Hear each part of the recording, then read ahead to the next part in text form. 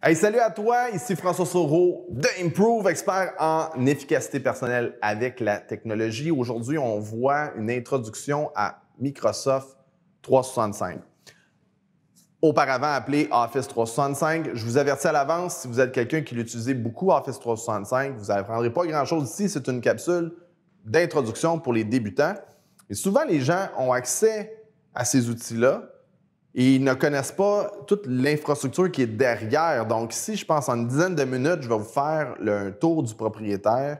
Vous allez avoir un niveau de confort beaucoup plus important avec l'environnement Office 365 et un peu plus de clarté. Ça ne veut pas dire que tout va être parfait, mais ça va être un très, très bon début. Donc, si pour vous, vous utilisez Office depuis seulement quelques temps, ou vous n'avez jamais pris le temps de vraiment explorer comme il faut, bien, vous êtes à la bonne place. Vous allez apprécier cette capsule, je suis convaincu.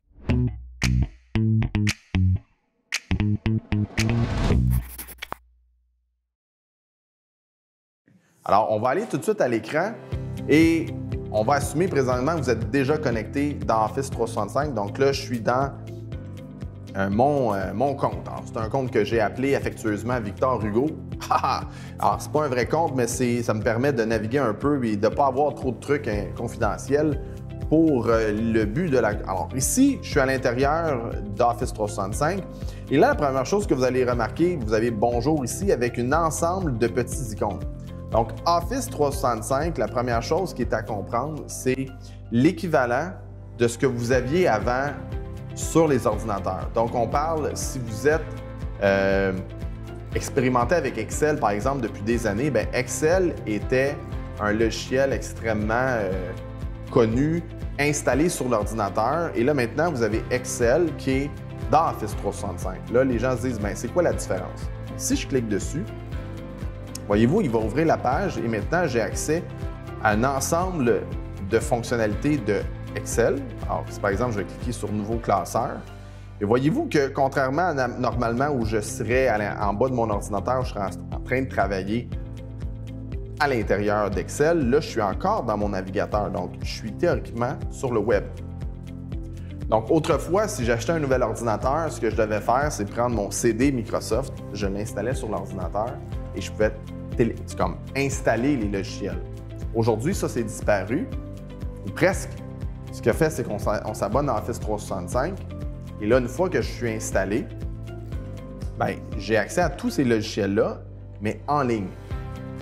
OK? Fait que cette partie-là est importante à comprendre la distinction parce qu'en ce moment, j'ai Excel. Vous voyez, j'ai presque, je dirais, 60-70% des fonctionnalités qui sont déjà prévues à l'intérieur de Microsoft, mais une version en ligne. Alors, l'avantage d'utiliser en ligne, c'est que je suis 100% connecté avec le web aux autres membres de mon équipe si j'utilise ça au niveau professionnel ou au niveau de l'école. Ça me permet, moi, d'avoir une connexion avec des collègues et pouvoir travailler live avec ces gens-là et que les deux personnes se parlent en temps réel. Ça, c'est bon pour Excel, mais c'est bon pour n'importe quoi. Donc, une fois que je comprends ce concept-là, voyez-vous, si je reclique ici, j'ai encore une fois toutes les applications, je peux aller une à la suite de l'autre. Je peux aller à Office 365 et là, je reviens à mon point de départ ici. Vous voyez, là, donc je refais le lien. Donc ici, en haut, dans mon navigateur Internet, j'ai Excel ici, j'ai ici mon accueil. Et chacun des, même si je vais avec Word justement, mais je clique, mais là, ça rouvre Word. Et à l'intérieur, je peux créer un document Word et ainsi de suite. Donc, il y a la même chose avec PowerPoint, OneNote. Et la différence majeure ici, évidemment, dans Office 365, c'est que je ne suis jamais vraiment propriétaire du logiciel. Donc, pour comprendre la séquence, autrefois, j'allais dans un magasin d'électronique ou un magasin d'informatique, j'achetais Microsoft Office 2007, par exemple, à l'époque. Bien, j'achetais ça, je payais 300-400 $, je l'installais chez nous à vie. Bon, en fait, tant que l'ordinateur fonctionnait, puis que... Mais dès qu'il y avait une nouvelle version, 2010, 2013 sortait, bien, j'étais intéressé, puis là, les gens payaient une nouvelle version. Donc, finalement, tu n'as jamais vraiment fini de payer. Tandis qu'avec ce format-là, bien, je vais trouver à ce moment-là sur le site de Microsoft, vous regardez à l'écran, au niveau personnel, c'est 79 par année et 109, ça, c'est pour une famille, donc tout dans le même foyer. Vous avez un nombre important de différents appareils et vous pouvez à ce moment-là l'utiliser. Maintenant, vous savez, ça, c'est pour les particuliers. Pour les entreprises, c'est un peu différent. Les tarifications sont quand même sont plus par mois. Donc là, ici, voyez-vous, c'est plus 16 $ par mois pour quelqu'un pour avoir une application complète en ligne. Ce que ça donne aussi, ce qui est intéressant et souvent ce que les gens ne savent pas, c'est qu'une fois, si j'ai la version premium, je peux aller dans Office puis je peux aller installer tous les outils puis avoir la version de bureau. Fait que là, vous pouvez avoir Office 365 en ligne et installer les versions bureau. Alors là, ce que ça permet de faire, c'est vraiment pouvoir naviguer d'un à l'autre. Par exemple, si je suis dans mon classeur qu'on donnait comme exemple tantôt, et là, je suis en train de travailler sur ce classeur-là et je vais lui donner un nom. Donc, je vais appeler ça Test YouTube. Donc là, voyez-vous, il est enregistré. Il est enregistré sur mon environnement de classement de documents qui est OneDrive ici. Je vais aller dans OneDrive. Et voyez-vous ici, mon document classeur il est là. Puis mon test YouTube il est là. Fait que tout est connecté. C'est en ligne, là, c'est ce que je vous montre là. Par contre, mon test YouTube, moi j'ai envie de travailler dans Excel, mais ma version de bureau. Alors, si j'ai pris le temps de l'installer, voyez-vous, à ce moment-là, et comment je fais ça, je vous l'ai montré un peu tantôt, mais je ne le ferai pas au complet parce que c'est assez long. Vous allez faire installer les logiciels Outlook, OneDrive, Word, Excel, PowerPoint et plus encore. Une fois que vous téléchargez ça, bien, ça va ouvrir Excel. Donc là, voyez-vous ici, ça dit « Ouvrir dans l'application de bureau ». Et quand je clique là-dessus, là, automatiquement, le bureau va ouvrir. Et là, voyez-vous, il va me demander le nom du compte pour être en mesure, est-ce que c'est vraiment toi qui es en charge et qui es en mesure de pouvoir travailler avec.